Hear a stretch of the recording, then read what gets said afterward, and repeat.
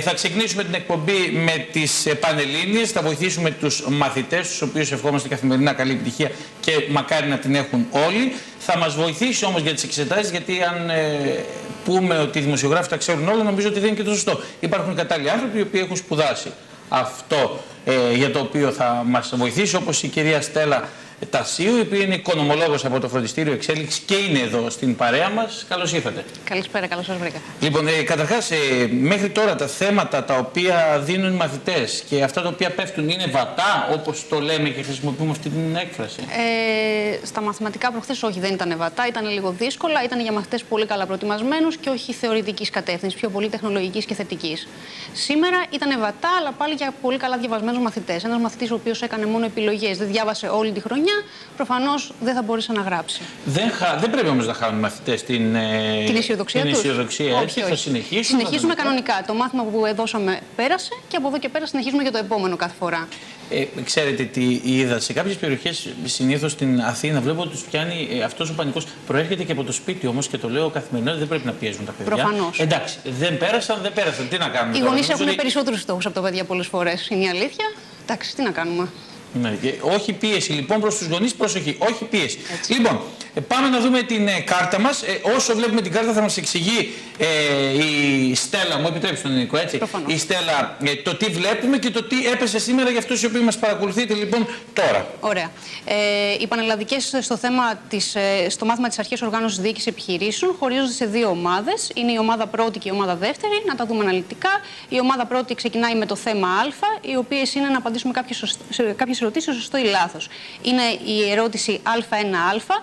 Ο προσδιορισμός της έννοιας του management εξαρτάται από το παρελθόν, την πείρα και την ευρύτητα των ασκούμενων δραστηριοτήτων των ανθρώπων. Η απάντηση σε αυτήν την ερώτηση είναι σωστό. Το Β, η λειτουργία της διεύθυνσης ξεπερνά τα όρια της απλής έκδοσης οδηγιών και εντολών από τα ανώτερα προς τα κατώτερα στελέχη της επιχείρησης. Η απάντηση σε αυτήν την ερώτηση είναι σωστό. Γ, η οριμότητα των ατόμων αποτελεί την πιο σημαντική μεταβλητή που θα πρέπει να λάβει υπόψη το ηγέτης για να επιλέξει το κατάλληλο πρότυπο ηγεσίας. Η απάντηση σε αυτήν την ερώτηση είναι σωστό. Δ, η προβολή και η προώθηση των προϊόντων ή υπηρεσιών αποτελεί ενέργεια της λειτουργίας των δημοσίων σχέσεων. Λάθος. Η από κάτω προς τα πάνω επικοινωνία, αν και απαραίτητο όταν είναι μοναδική, αντιστοιχεί σε αυταρχικές οργανώσεις και τα προβλήματά της είναι πολυάριθμα. Λάθος. Σίγμα ταφ. Πολλές εκφράσεις του σώματος έχουν διαπολιτισμική σημασία, με την έννοια ότι σημαίνουν τα ίδια πράγματα σε διαφορετικές χώρες και πολιτισμούς. Η απάντηση εδώ είναι σωστό. Εδώ τελείωσαν τα σωστό ή λάθος. Τώρα, βέβαια, να κάνω μια παρέμβαση. Από κάτω, αν βάζαμε και η Ελλάδα θα πτωχεύσει, είναι σωστό ή λάθος? Αυτό μάλλον πρέπει να το απαντήσουν κάποιοι οι οποίοι έχουν περισσότερη ευθύνη σε αυτή τη χώρα. Τα παιδιά ρωτούν, μπαίνουν σε αυτή τη διαδικασία? Όχι, καθόλου. Δεν ασχολούνται καθόλου? Καθόλου, όχι. Δεν τους ενδιαφέρει?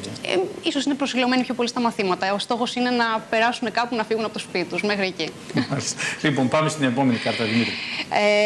Πάμε μετά στις ερωτήσεις πολλαπλής επιλογής. Α2. Οι θεσμικοί στόχοι είναι αυτοί. Α. Εκφράζουν τα συγκεκριμένα αποτελέσματα που επιδιώκει η επιχείρηση. Β. Αφορούν στα συνολικά μεγέθη της επιχείρησης. Γ. Αφορούν την κατάκτηση συγκεκριμένου μεριδίου της αγοράς. Δ. Συνθέτουν την αποστολή της επιχείρησης στο πλαίσιο του περιβάλλοντος της κοινωνίας. Η απάντηση εδώ είναι το Δ. Α3. Μια από τις βασικές ενέργειες της ενεργητικής ακρόασης είναι Α. Ο έλεγχος των προκαταλήψεων του δέκτη και της πιθανής ευαισθησίας του στις λέξεις τα χαρακτηριστικά του πομπού. Β. Η συγκέντρωση της προσοχής του δέκτη για να συλλάβει συνολικά το μήνυμα και να αποφύγει τα βιαστικά συμπεράσματα. Γ. Η ενσυναίσθηση, που σημαίνει ότι ο δέκτης ακούει και κατανοεί τον πομπό μπαίνοντας στη θέση του. Δ. Κανένα από τα παραπάνω. Η απάντηση εδώ είναι το Γ. Α4. Ο Φρέντερικ Τέιλορ υποστήριξε ότι Α, με την εφαρμογή επιστημονικών μεθόδων, ήταν δυνατόν να υπάρχει αύξηση παραγωγικότητας χωρίς να δαπανάται άσκοπα ανθρώπινη εργασία. Β, η γραφειοκρατία είναι το πλέον λογικό μέσο για την άσκηση ελέγχου πάνω στους ανθρώπους. Γ, η εκπαίδευση και ο ανθρώπινος παράγοντας έχουν μεγάλη σημασία σε όλα τα διοικητικά προβλήματα. Και Δ, οι διάφορες και ποικίλες ενέργειες ή δραστηριότητες μπορούν να ενταχθούν σε ορισμένες κατηγορίες, οι οποίες λέγονται επιχειρησιακές λειτουργίες. Η απάντηση εδώ είναι το Α. Και έχει στην Α ομάδα και ένα θέμα μικρό, είναι το Α5. Το οποίο ήταν ένα μικρό ανάπτυξης και ήταν ένα από τα βασικά εμπόδια της επικοινωνίας, είναι η υπερφόρτωση, να την περιγράψουν. Είναι η απάντηση στην παράγραφο 3344, στη σελίδα 151 του σχολικού, και ξεκινάει από εκεί που λέει ο μεγάλος όγκος μέχρι την αποφυγή πληροφοριών. Είναι το εμπόδιο νούμερο 12. Και εδώ τελειώνει η πρώτη ομάδα και πάμε στην ομάδα δεύτερη. Ωραία. Δημήτρη, πάμε στην επόμενη κάρτα. Πολύ ωραία, μπράβο. Ωραία. Εδώ στο Β1α είχε να κάνουν τα παιδιά μια αντιστοίχηση, να πούνε ποια πράγματα κάνει ο ηγέτης και ποια ο προϊστάμενος. Το 1 περνά όραμα, το κάνει ο ηγέτης. Η απάντηση είναι το α. Στο 2 δέχεται και διαχειρίζεται την υπάρχουσα κατάσταση. Η απάντηση είναι β, ο προϊστάμενος. 3 καινοτομεί. Η απάντηση είναι α, ηγέτης. 4 εμπνέει φόβο. Η απάντηση είναι β, προϊστάμενος. 5 προκαλεί εκτίμηση. Η απάντηση είναι α, ηγέτης. Και μετά είχαν αρχίσει τα ανάπτυξης. Ωραία. Το Β μικρό, στο Β1, ήταν από τις βασικές πηγές δύναμης του ηγέτη να περιγράψετε τη δύναμη της αναφοράς του προτύπου, τη δύναμη των ειδικών και τη δύναμη των πληροφοριών. Όλα αυτά είναι σε ένα κομμάτι, είναι στην παράγραφο 3.3.1, στη σελίδα 125 του σχολικού και ξεκινάει από τη δύναμη της αναφοράς του προτύπου, που είναι γεγονός, μέχρι εκεί που λέει τιμωρίας. Και μετά πάμε στο Β2, συνεχίζουμε με την ανάπτυξη στη Β ομάδα. Το Β2α από τις λειτουργίες της επιχείρησης να περιγράψετε τη λειτουργία των προμηθειών. Είναι στην απάντηση 1.3.1 στην παράγραφο, σελίδα 32-33 και είναι από εκεί που ξεκινά αφορά μέχρι ενός οργανισμού. Και το Β να περιγράψετε την επιχείρηση ως σύστημα. Είναι στην παράγραφο 1.2.1.5, σελίδα 28 και 29 του σχολικού και ξεκινάει από εκεί που λέει όπως κάθε οργάνωση μέχρι διοίκησής τους.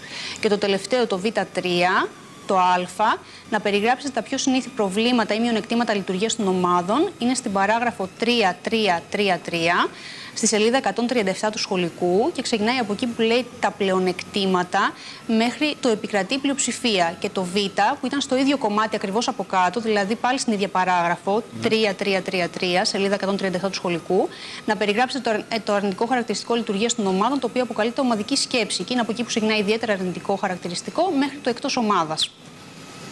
Λοιπόν, Δημήτρη, σε παρακαλώ, πάμε να δούμε τις κάρτες ξανά, χωρίς να τις περιγράφουμε. Πάμε να τις δούμε από την αρχή. Ξεκίνα από την πρώτη, είναι 5 κάρτες. Μπράβο, πολύ ωραία. Να τις δούμε λοιπόν πάλι από την αρχή τις κάρτες όσο μιλάμε με την Στέλλα. Τώρα, ξαναδίνω τα παιδιά τη Δευτέρα. Ναι. Ωραία. Λοιπόν, βλέποντας τις κάρτες, άλλαζε τις για να κλείσουμε κιόλας με αυτές, να ξαναθυμίσουμε λίγο γρήγορα στους μαθητές της. Πάμε και στην επόμενη. Πάμε, Δημήτρη. Πάμε και στην επόμενη, να τις δούμε λίγο γρήγορα και να κλείσουμε. Τι δίνουν τα παιδιά τώρα τη Δευτέρα? Τεχνολογική και θετική δίνουν μαθηματικά κατεύθυνσης. Μάλιστα. Δεν ξέρω. Για ακόμη μια φορά καλή επιτυχία σε όλους τους μαθητές. Οι κάρτες είναι αυτές οι οποίες βλέπετε. Σας ευχαριστούμε πάρα πολύ, Στέλλα. Ευχαριστούμε βέβαια και το φροντιστήριο Εξέλιξη, καθώς όπως είπαμε θα είμαστε εδώ και θα σας βοηθούμε όσο μπορούμε.